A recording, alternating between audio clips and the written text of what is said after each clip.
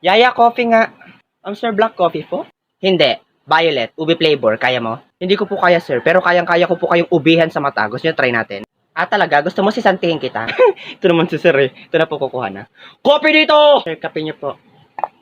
Anong lasa niyan? Siyempre, lasang kape. Alam nga naman lasang milk tea. Alam kong lasang kape yan. Ang tinatanong ko, masarap ba yan? Bobo. Talaga, bobo. Sino sa atin ang hindi nakapagtapos ng pag-aaral? At sino sa atin ang hindi man lang nakatungtong ng high school? Di ba ikaw? O ay sino ba sa atin ang amo? Di ba ako? Sino ang katulo? Di ba ikaw? O para saan pa yung pag-aaral mo? Sus, kaya lang naman naging mayaman dahil mayaman yung pamilya. Bobo naman. Tapos kurakot pa sa kumpanya, tapos kuripot. Yaya, naririnig kita. Buti naman. Lumayas ka sa harapan ko, baka mapatay kita. Okay. O, ba't nandito ka pa? Sabi niyo po lumayas sa harapan. Nandito na po ako sa gilid niyo. Inday, ang utak mo nawawala, pakihanap!